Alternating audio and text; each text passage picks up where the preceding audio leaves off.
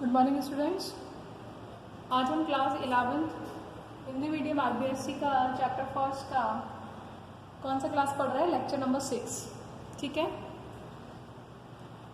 देखिए आज हम जो टॉपिक पढ़ेंगे वो बहुत ही इम्पोर्टेंट है, क्योंकि इस टॉपिक से ये टॉपिक जो है वो बहुत सारी चीज़ों से रिलेटेड है। तो आज जो हमारा टॉपिक है उसमें है, सबसे पहली बात है मोल संकल्पना, कि मोल किसे कहते हैं। जब आप चैप्टर को थोड़ा बहुत पढ़ा होगा आपने तो, या फिर आप अभी आगे पढ़ेंगे तो आप देखेंगे कि हर जगह मोल मोल का नाम आ रहा है। तो ये मोल है क्या। जब हमने यूनिट्स पढ़ी थी, इकाइयों के बारे में पढ़ा था, तो उसमें भी मैंने आपको बताया था पदार्थ की मात्रा मोल में नापते हैं। ठीक है, तो ये मोल संकल्पना क्या है। इस मोल संकल्पना को समझने से पहले मैंने यहाँ पर दो चीज़ें लिखी हैं जो कि आपके न्यूमेरिकल्स अभी भी सॉल्व करने में कहीं कहीं पर लिखा हुआ आएगा, फिर आपको ये कन्फ्यूज़न होगा कि ये एनटीपी का क्या मतलब है और एसटीपी का क्या मतलब है। तो सबसे पहले आपको ये पता होना चाहिए। देखिए एनटीपी क्या होता है। एनटीपी का मतलब है normal temperature pressure. Normal temperature pressure को क्या कहेंगे, सामान्य ताप दाब। यानी ये कंडीशन है कि कोई भी रिएक्शन जो है वो एनटीपी पर हो रही है। मान लीजिए आपने कोई भी सब्सटेंस है उसको एनटीपी पर रखा हुआ है, ठीक है। तो एनटीपी यदि इस तरीके से लिखा होता है तो इसका मतलब सामान्य ताप दाब। एन माने नॉर्मल, नॉर्मल का मतलब सामान्य, टी माने टेम्परेचर, ताप, पी माने दाब। तो इसकी वैल्यू क्या होगी। यदि कहीं पर एनटीपी लिखा हुआ है तो आपको खुद ब खुद समझ जाना चाहिए कि कंडीशन क्या होगी, है ना। एनटीपी का मतलब है 20 डिग्री सेंटीग्रेड। ताप हम यहाँ पर क्या ले रहे हैं, 20 डिग्री सेंटीग्रेड ले रहे हैं, ठीक है। 20 डिग्री सेंटीग्रेड जो सामान्य ताप होता है। वैसे सामान्य ताप 25 डिग्री सेंटीग्रेड होता है, तो कहीं कहीं किताबों में 25 डिग्री सेंटीग्रेड से है, पर वैसे यदि हम एग्जैक्ट देखें तो ये 20 डिग्री सेंटीग्रेड है। डिग्री सेंटीग्रेड को केल्विन में कैसे बदलते हैं ये आपको पता है, मैंने आपको फॉर्मूला बताया था। डिग्री सेंटीग्रेड प्लस 273.15 को यदि हम जोड़ेंगे तो किस में आ जाएगा, केल्विन में आ जाएगा। तो यदि आपको डिग्री सेंटीग्रेड पता है तो डिग्री सेंटीग्रेड कितना है, 20 को आपने 273 में जोड़ा तो कितना आ गया। तो ताप क्या हो गया, 20 डिग्री हो गया। दाब क्या हो गया, ये जो चीज बताई हुई है आपको यहाँ पर ताप के बारे में बताया हुआ है कि एनटीपी पर टेम्परेचर कितना है, 20 डिग्री सेंटीग्रेड। दाब कितना है, 1 एटमॉस्फेयर दिया हुआ उसमें। दाब कितना होता है, एटमॉस्फेयर का मतलब वायुमंडल। लेकिन हिंदी मीडियम के बच्चों को थोड़ा थोड़ा इंग्लिश में भी समझ में आना चाहिए, क्योंकि बिल्कुल हिंदी से कोई मतलब नहीं है। 1 एटमॉस्फेयर का मतलब 1 वायुमंडल, ठीक है। और दाब को कौन सी यूनिट में नापते हैं, यदि एटमॉस्फेयर में नहीं दिया हुआ तो पास्कल में दिया हुआ होगा। दाब को नापने की यूनिट होती है पास्कल। तो कितना पास्कल है, 101.325 किलो पास्कल, ठीक है। और यदि आयतन होगा तो ये तो टेम्परेचर हो गया, ये प्रेशर हो गया, ठीक है। अब आपको आयतन यदि मेजर करना है, आयतन नापना है, तो आयतन कितना होगा, 24.8 लीटर। यानी एनटीपी कंडीशन लिखी हुई तो आपको टेम्परेचर, प्रेशर एंड वॉल्यूम पता होना चाहिए, ठीक है। यदि फिर ठीक इसी तरीके से एक दूसरी चीज आती है, इसे हम कहते हैं एसटीपी। एसटीपी का मतलब स्टैंडर्ड टेम्परेचर प्रेशर। स्टैंडर्ड को क्या कहते हैं हिंदी में, मानक। मानक ताप दाब। तो मानक ताप दाब जो है उसमें ताप क्या है, स्टैंडर्ड टेम्परेचर प्रेशर में टेम्परेचर को हम क्या ले रहे हैं, 0 डिग्री सेंटीग्रेड ले रहे हैं। तो 0 डिग्री सेंटीग्रेड का मतलब 273.15 केल्विन, ठीक है। और दाब कितना ले रहे हैं, दाब 1 वायुमंडल भी हो सकता है, लेकिन यहाँ पर जब हम एसटीपी में यूज करेंगे तो जनरली दाब को किस में नापा हुआ होगा, बार में। तो 1 बार बराबर 1 एटमॉस्फेयर के होता है, ठीक है। तो आपको ये पता होना चाहिए कि बार है इसका मतलब एसटीपी यूज हो रहा है, ठीक है। 0 डिग्री सेंटीग्रेड है इसका मतलब एसटीपी यूज हो रहा है। और यदि हम दाब को और भी नाप सकते हैं, 760 mm मरकरी, 760 मिलीमीटर मरकरी, ठीक है। ये भी एक यूनिट है दाब को नापने की।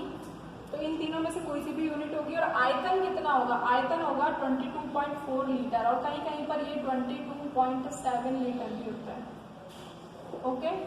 तो एनटीपी और एसटीपी कंडीशन है किसी भी रिएक्शन को यदि हम कर रहे हैं तो एनटीपी कंडीशन यदि लिखी हुई है, एनटीपी लिखा हुआ है तो आपको ये समझ में आ जाना चाहिए टेम्परेचर, प्रेशर, वॉल्यूम क्या हो सकता है, और एसटीपी लिखा हुआ है तो क्या हो सकता है। अब आप आ जाइए मोल संकल्पना किसे कहते हैं, मतलब मोल से क्या मतलब है। देखिए मोल की डेफिनेशन मैंने आपको लिखी है कि किसी पदार्थ का 1 मोल वह मात्रा है, मतलब मोल क्या है, मोल किसी भी पदार्थ की मात्रा है, ठीक है। जिसमें उतने ही कण उपस्थित होते हैं जितने की कार्बन 12 समस्थानिक के 12 ग्राम में परमाणुओं की संख्या है। सबसे इंपॉर्टेंट चीज ये है। क्या कह रहा है कि एक मोल से क्या मतलब है? एक मोल यदि कहीं लिखा हुआ है कि किसी भी, मान लीजिए ये मेरे पास मार्कर है, मैंने कहा कि इसका एक मोल है, तो इस एक मोल से क्या मतलब है? इसके एक मोल से मतलब है कि इसके एक मोल में उतने ही कण होंगे। कितने कण होंगे? जितने कार्बन 12 समस्थानिक के 12 ग्राम में परमाणु होते हैं। ठीक है, कण के रूप में देखो, परमाणु भी हो सकता है, अणु भी हो सकता है और आयन भी हो सकता है। तो ये एक डेफिनेशन है जो कि आपको लर्न करके रखनी है कि हम एक मोल से क्या समझ रहे हैं। हम एक मोल से समझ रहे हैं किसी भी पदार्थ के एक मोल के बारे में यदि बात हो रही है तो वो किस बारे में बता रहा है? वो ये बता रहा है कि उसमें कितने कण होंगे। कण का मतलब उसमें परमाणु भी हो सकते हैं, उसमें अणु भी हो सकते हैं, उसमें आयन भी हो सकते हैं। ठीक है, तो एक मोल किसी भी पदार्थ के एक मोल का मतलब है उसमें कितने कण होंगे? उतने कण होंगे जितने की कार्बन 12 समस्थानिक के 12 ग्राम में परमाणुओं की संख्या है।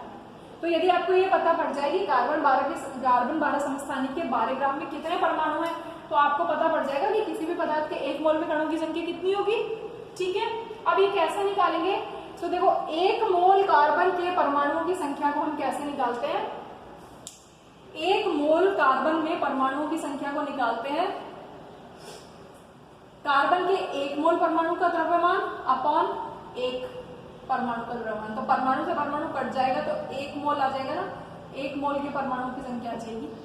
ठीक है, तो अब आप देखो कार्बन के एक मोल परमाणु का द्रव्यमान कितना होता है। यदि हम कार्बन के एक मोल की बात करें तो कितना होता है? 12 ग्राम होता है। लिखा होता है ना 6 कार्बन 12, कितना द्रव्यमान है? 12 ग्राम। ठीक है, तो एक मोल कार्बन का जो एक मोल है उसके परमाणु, एक मोल में बहुत सारे परमाणु हो सकते हैं, तो एक मोल परमाणु का द्रव्यमान कितना? एक मोल की बात कर रहे हैं, एक मोल परमाणु का द्रव्यमान है 12 ग्राम। और एक परमाणु का द्रव्यमान कितना? यहाँ तो मोल की बात की और यहाँ पर एक परमाणु की बात की, तो एक परमाणु का द्रव्यमान कितना है? एक परमाणु का द्रव्यमान है 1.99 इंटू 10⁻23। ठीक है, यहाँ तक क्लियर हो गया कि ऊपर तो आपने एक मोल परमाणुओं का द्रव्यमान निकाला। एक मोल परमाणु का द्रव्यमान कितना है भाई? कार्बन क्या है? 6 कार्बन 12 है ना, तो कार्बन के एक मोल का द्रव्यमान कितना होगा? 12 ग्राम होगा। ठीक है, लेकिन एक परमाणु का द्रव्यमान कितना है? एक परमाणु का द्रव्यमान होता है 1.99 इंटू 10⁻23। ठीक है, जब इस 1.99 गुणा 10⁻23 का इसमें भाग लगाएंगे और इसको सॉल्व करेंगे तो कितने परमाणु आ जाएंगे? क्या निकाल रहे हो आप? एक मोल में कितने परमाणुओं की संख्या कितनी आ जाएगी? 6.023 इंटू 10⁻23। ये परमाणु की संख्या आ जाएगी। ये परमाणु की संख्या क्या है? इसे हम कहते हैं एवोगाद्रो संख्या। ठीक है, जिसे एन ए से बताते हैं। ए एवोगाद्रो और एन का मतलब संख्या। ठीक है, तो अभी हमने जब इसको सॉल्व किया तो हमारे पास कितना आ गया? इतना आ गया। अब वापस से देखो, मोल संकल्पना में क्या कह रहा है? किसी पदार्थ का एक मोल, किसी भी पदार्थ का एक मोल क्या होता है? पदार्थ की वो मात्रा होती है जिसमें उतने ही कण उपस्थित होते हैं जितने की कार्बन 12 समस्थानिक के 12 ग्राम में परमाणुओं की संख्या है। तो कार्बन 12 समस्थानिक के 12 ग्राम में परमाणुओं की संख्या कितनी है? Na के बराबर है ना। अभी आपको बताया Na क्या है? ये कब सॉल्व किया? जब कार्बन 12 समस्थानिक के 12 ग्राम परमाणु में एक परमाणु का भाग लगा दिया तो टोटल नंबर ऑफ एटम्स आ गए, परमाणुओं की संख्या आ गई, कुल परमाणुओं की संख्या। तो ये कितनी है? एवोगाद्रो संख्या। यानी एक मोल से क्या मतलब हुआ? तो अब आप मोटे मोटे तौर पर समझिए कि एक मोल, किसी भी पदार्थ के एक मोल से मतलब है कि उसमें कणों की संख्या कितनी होनी चाहिए? एवोगाद्रो संख्या के बराबर होनी चाहिए। ठीक है, तो देखिए यहाँ पर मैंने लिखा है, अब यहाँ से स्टार्ट होता है। वो तो डेफिनेशन है जिसको हमने सॉल्व करके बताया कि पदार्थ, कोई भी पदार्थ ले लीजिए आप। ठीक है, मान लीजिए सोडियम लिया, जैसे अभी मैंने नीचे एग्जांपल लिखा है कि पदार्थ के एक मोल में कणों की संख्या, कोई भी पदार्थ है उसका एक मोल है और आपसे पूछा था इस पदार्थ के एक मोल में कण कितने हैं, तो आप क्या बताएंगे? एवोगाद्रो संख्या के बराबर है। कण में वो ये भी पूछ सकता है पदार्थ के 1 मोल में परमाणुओं की संख्या, तो भी यही होगी। पदार्थ के 1 मोल में अणु की संख्या, तो भी यही होगी। पदार्थ के 1 मोल में आयन की संख्या, तो भी यही होगी। ठीक है, जैसे मैंने यहाँ पर एग्जांपल लिखा है 1 मोल CO2 लिखा है। CO2 क्या, CO2 भी एक पदार्थ ही है। ठीक है, 1 मोल CO2 में, CO2 क्या अणु है।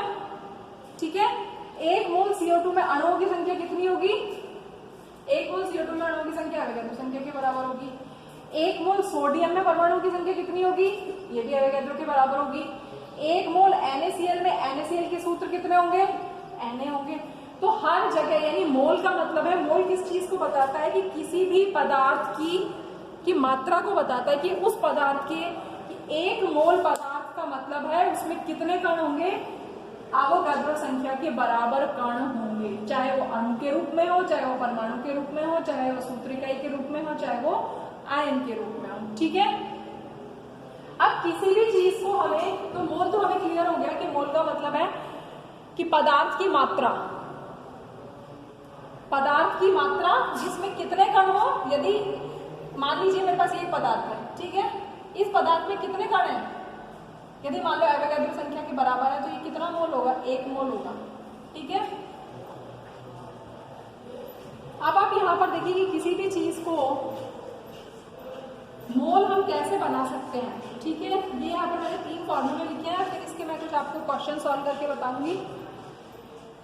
यदि मान लीजिए मोल हम कैसे निकालते हैं, मोल निकालने का पहला फॉर्मूला है कि आपको किसी भी पदार्थ का द्रव्यमान दिया गया हो, और उस द्रव्यमान दिया गया हो, द्रव्यमान किसमें दिया गया हो, ग्राम में दिया गया हो, और उसमें आप क्या कर दें, अणुभार का भाग लगा दें। उसी अणु, जिस पदार्थ का द्रव्यमान दिया गया है उसी का अणुभार का भाग लगा दें, तो क्या बन जाएगा, मोल बन जाएगा।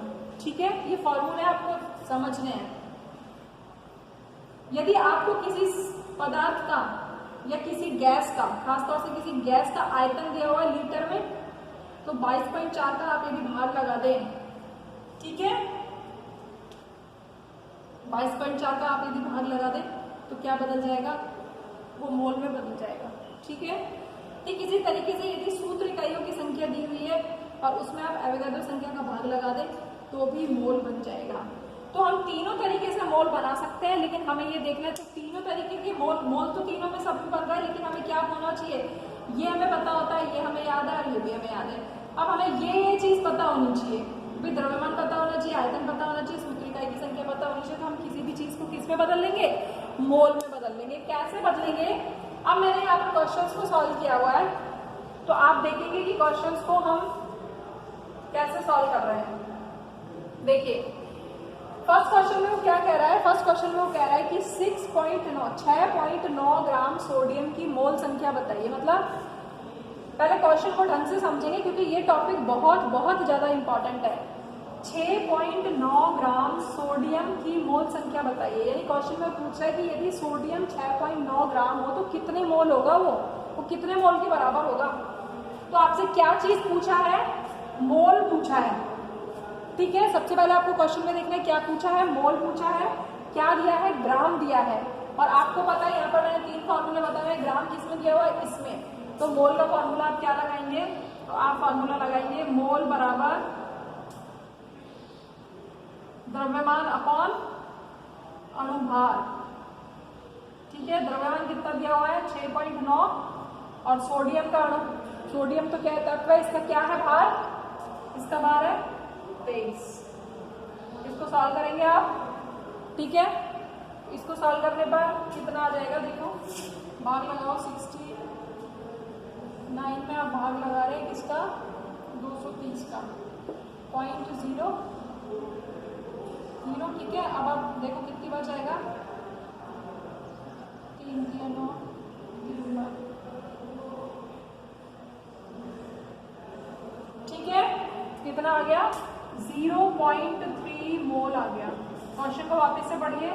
क्वेश्चन में वो आपसे क्या पूछ रहा है, क्वेश्चन में वो आपसे पूछ रहा है कि यदि 6.9 ग्राम सोडियम कितने मोल के बराबर होगा। तो क्वेश्चन कैसे पूछा जा सकता है, यहाँ पर वो मोल पूछ रहा है आपसे, उसने आपको क्या दिया हुआ है, द्रव्यमान दिया हुआ है ग्राम में। यदि ग्राम में दे रहा है तो अंडरस्टूड है, ये तो समझने की बात है कि यदि ग्राम में दे रहा है तो द्रव्यमान ही होगा। ठीक है, सेकंड क्वेश्चन देखिए, यानी 6.9 ग्राम सोडियम कितने मोल के बराबर हो गया? 0.3 मोल के बराबर हो गया। ठीक है, अब आप देखिए सेकंड क्वेश्चन में पूछा है 85 ग्राम क्रोमियम सल्फाइड के कितने मोल उपस्थित हैं। ठीक है, कैसे करेंगे?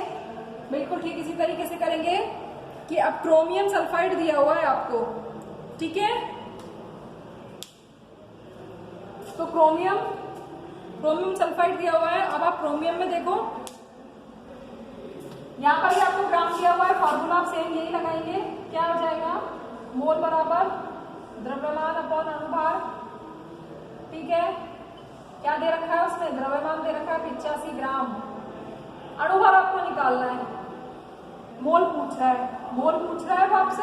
यहाँ पर भी मोल पूछा था, द्रव्यमान दिया हुआ था, अनुभार तो आप खुद ही निकालेंगे। और अनुभार निकालना है आपको किसका? Cr2S3 का। कैसे निकालेंगे Cr2S3? देखो Cr2S3 इसका मतलब 2 क्रोमियम प्लस 3 सल्फर। क्रोमियम का कितना होता है परमाणु भार? 52। सल्फर का कितना होता है? 32। ये तो आपको मैंने पहले टॉपिक में पढ़ाया था। जब तक आप प्रैक्टिस नहीं करेंगे, याद नहीं करेंगे, तब तक नहीं होगा। 2 दूनी 4, 5 दूनी 10 प्लस 2 तिया 6, 3 तिया 9। जोड़िए जरा, 6 और 4 10, 200। ठीक है, कितना आ रहा है? 200 ग्राम आ रहा है। तो 200 ग्राम का भाग लगा दीजिएगा। ग्राम अपॉन अनुभार का जब आपने भाग लगाया तो कितना आएगा? जब आप इसको सॉल्व करेंगे, काट लीजिए, 5 से कट जाएगा। 5 एकम 5, 3, 5 सत्ते 35, 5 चौक 20 और 0। इसका भाग लगाएंगे तो कितना आ जाएगा? 0.85 मोल आ जाएगा। समझ में आ रहा है क्या कर रही हूं मैं? यहाँ पर मोल निकाला, यहाँ पर ग्राम दिया हुआ, अनुभार। दोनों क्वेश्चन बिल्कुल सेम इस टाइप के हैं। कौन से वाले टाइप के हैं? पहले वाले टाइप के। सबसे ज्यादा क्वेश्चन इसी प्रकार से मिलेंगे आपको। बाकी दोनों का यूज तो काफी कम होता है। सबसे ज्यादा ये क्वेश्चन भी इसी से सॉल्व हो रहा है, ये क्वेश्चन भी इसी से सॉल्व हो रहा है। ठीक है, थर्ड क्वेश्चन देखिए। अब उसने यहाँ पर कहा है कि 0.1 मोल CO2 में कितने ग्राम उपस्थित हैं। अब उसने क्वेश्चन को दूसरी तरीके से पूछ लिया। उसने आपको क्या दे दिया? 0.1 मोल CO2 में पूछा है कितने ग्राम उपस्थित है। मतलब 0.1 मोल CO2 के कितने ग्राम है, इसका मतलब उसने आपको मोल दे दिया। वापस से ये वाला फॉर्मूला लगाएंगे। कौन सा? मोल बराबर द्रव्यमान अपॉन अनुभार। ठीक है, अब आपसे वो क्या पूछ रहा है? द्रव्यमान पूछे। द्रव्यमान किस में होता है? ग्राम में। क्या पूछ रहा है वो आपसे? ये पूछ रहा है द्रव्यमान। मोल उसने दे रखा है। मोल उसने कितना दे रखा है? 0.1। द्रव्यमान पूछ रहा है। ठीक है, अनुभार कितना होगा CO2 का? देखिए CO2 कार्बन का 12, एक ऑक्सीजन का 16, तो 2 का कितना हो गया? 36, यानी टोटल हो गया 44। क्या आ जाएगा आंसर? 4.4 ग्राम। अरे इसको निकालोगे तो इन दोनों को क्या कर लोगे? क्रॉस मल्टीप्लाई कर लोगे। ठीक है, तो क्या आ गया? ग्राम। यानी जरूरी नहीं है आपसे मोल ही पूछे, वो ये भी यदि मोल देगा तो ये पूछेगा। अनुभार तो आपको बताएगा नहीं, आपको खुद ही निकालना आना चाहिए। क्योंकि सबसे फर्स्ट जब हमने स्टार्ट किया था तो वो यही था, पहले परमाणु भार से अनुभार निकालना। मोल देगा तो द्रव्यमान पूछेगा, द्रव्यमान देगा तो मोल पूछेगा। तो दोनों तरीके से हम ये तीनों क्वेश्चन किससे रिलेटेड है? फर्स्ट वाले पार्ट से रिलेटेड है। ठीक, अब नेक्स्ट क्वेश्चन देखिए। नेक्स्ट क्वेश्चन वो बोला है एसटीपी पर। अब यहाँ पर जैसे उसने ऐसे लिख दिया, एसटीपी पर कितने लीटर ऑक्सीजन के मोल होंगे। क्वेश्चन को ढंग से पढ़ना है। आपसे वापस से क्या पूछ रहा है? मोल ही पूछ रहा है वो आपसे, मोल पूछ रहा है। ठीक है, किसके? ऑक्सीजन के। ऑक्सीजन क्या है? एक गैस है। एसटीपी पर कितने लीटर दिया है उसने? मोल पूछ रहा है। उसने आपको आयतन दिया है। लीटर में क्या होता है? आयतन होता है। तो कौन सी वाला कंसेप्ट लग जाएगा? सेकंड वाला फॉर्मूला जिसमें आयतन दिया हुआ है। आयतन उसने कितना दिया हुआ है? 4.48 लीटर दिया हुआ है। ठीक है, किसका भाग लगा दिया? 22.4 का। सॉल्व करिए, पॉइंट से पॉइंट हटा दिया। देखो जरा कैसे कट जाएगा। इसका दुगना होगा ये, ठीक है, 2/10। देखो 2 1 से 2, 2 1, 2 एकम 2, 2 एकम 2, 2 दूनी 4 और 0, 2 दूनी 4, 2 दूनी 4, 2 चौके 8, वापिस से काटो। इसको आप यदि 2 से गुणा कर दो, देखो 2 पंचे 10, 2 चिंग 12, 2 एकम 2, 2 एकम 2, 2 दूनी 4, ठीक है, 560 हो गया ना ये, यहाँ से 0 कटा तो, ठीक है, 2 दूनी 4, 2 अट्ठे 16, 0, 2 पंचे 10, 2 चिंग 12, फिर 2 एकम 2, 2 चौके 8 और 0, 2 दूनी 4, 2 अट्ठे 16, 14 एकम 14, 14 दूनी 28, क्या बच गया, 2/10 बच गया। तो कितनी वैल्यू आ गई, 0.2। कितने मोल होंगे, 0.2 मोल होंगे। तो यदि वो आपको आयतन दे रहा है तो आप इस तरीके से सेकेंड वाले फॉर्मूले को यूज करके क्वेश्चन को सॉल्व करेंगे, ठीक है। अब नेक्स्ट क्वेश्चन देखिए, एक अणु CO के द्रव्यमान की गणना करो। यहां पर क्वेश्चन थोड़ा अलग तरीके से आ गया, ठीक है। कैसे पूछा उसने, वो कह रहा है एक अणु दिया हुआ है उसने CO का, एक अणु के द्रव्यमान की गणना करवा रहा है वो आपसे, ठीक है। कैसे करोगे इस टाइप के क्वेश्चन को, देखिए आपको पता है कि 1 मोल, मान लीजिए, तो आपको पता है 1 मोल CO के, 1 मोल CO में, 1 मोल CO में कणों की संख्या होगी, 1 मोल CO में अणुओं की संख्या होगी, 1 मोल CO में अणुओं की संख्या होगी, कितनी होगी, अभी आपको बताया था। 1 मोल में जब भी हम संख्या के बारे में बात करेंगे, कण की, परमाणु की, अणु की, आयन की, कितनी होगी, अवोगाड्रो संख्या के बराबर होगी। ये कितनी है, 6.02 × 10⁻23, ठीक है। ये हम जानते हैं 1 मोल CO में, CO क्या है, पूरा 1 मोल CO में अणुओं की संख्या इतनी होगी, ठीक है। अब 1 मोल CO का द्रव्यमान कितना है, 1 मोल CO का द्रव्यमान कितना है, 1 मोल CO का द्रव्यमान है, अब आपको पता है, आप जानते हो 1 मोल CO का द्रव्यमान, 1 मोल CO का द्रव्यमान कितना होगा, द्रव्यमान निकालो। कार्बन और ऑक्सीजन का कितना होता है, कार्बन का 12 और ऑक्सीजन का 16 का टोटल कितना हो गया, कितना होगा, 28 ग्राम। क्लियर, यहां तक समझ में आ रहा है मैं क्या कर रही हूं। आपसे क्वेश्चन ने थोड़ा सा घुमा के पूछा है उसने, अब आपसे ना तो मोल मोल नहीं पूछा उसने कुछ भी, उसने आपसे पूछा है कि एक अणु CO के द्रव्यमान की गणना करा रहा है वो आपसे, एक अणु की, एक अणु की निकालने के लिए आपको क्या पता होना चाहिए, तो आपको पता ही, तो हर चीज का पता है कि 1 मोल में कितने परमाणु, यदि वो मान लो परमाणु के बारे में पूछा तो हम वहां पर भी ऐसे ही करते, तो 1 मोल CO में अणुओं की संख्या कितनी है, एवोगाड्रो संख्या के बराबर है, और 1 मोल CO का द्रव्यमान कितना है, 1 मोल CO का द्रव्यमान कितना होगा, जितने उसमें परमाणु है उतना ही होगा, ठीक है। 1 मोल CO का द्रव्यमान कितना है, ठीक है, तो ये किसके बराबर हो गया, 1 मोल CO, 1 मोल CO का द्रव्यमान, 1 मोल CO का द्रव्यमान कितना हो गया, इतना हो गया। अब इन दोनों को हम बराबर कर दें तो देखो 28 ग्राम बराबर किसके हो गए, 6.02 × 10⁻23 अणुओं के हो गए, यानी 28 ग्राम। 1 मोल का मतलब क्या होता है, 1 मोल का मतलब, 1 मोल यदि आपसे वो यहाँ पर कहते हैं 1 मोल का मतलब क्या है, 1 मोल का मतलब, 1 मोल का द्रव्यमान कितना होता है, आप ऐसे देखो, इसको इस तरीके से देखिए आप, जिससे आपको कंफ्यूजन नहीं हो। 1 मोल का द्रव्यमान कितना होता है, 28 ग्राम। ये अभी निकाल के बताए कैसे होगा। तो 1 मोल की जगह मैं क्या लिख दिया, मैंने 1 मोल की जगह इसकी वैल्यू लिख दी 28 ग्राम CO में। तो 28 ग्राम CO में अणुओं की संख्या कितनी है,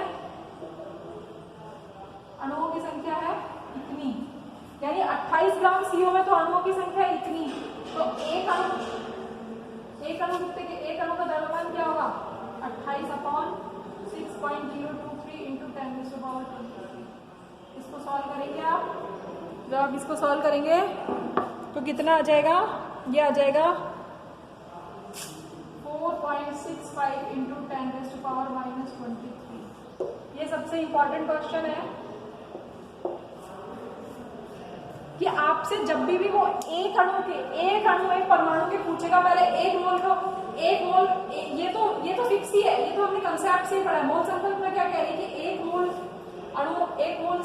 कोई भी पदार्थ है, उसके कणों की संख्या, अणुओं की संख्या, परमाणु की संख्या कितने के बराबर होती है? एवोगैड्रो की संख्या के बराबर होती है। एक मोल का द्रव्यमान आपको पता ही है, हर चीज के एक मोल का पता है। कार्बन है 12 है, कार्बन मोनोऑक्साइड है 28 है, नाइट्रोजन N2 होता 28 होता, तो आपको द्रव्यमान पता ही है, दोनों को इक्वल कर देंगे और एक अणु की संख्या निकाल लेंगे। ठीक है, तो इस तरीके से ये क्वेश्चन आप करेंगे। Thank you.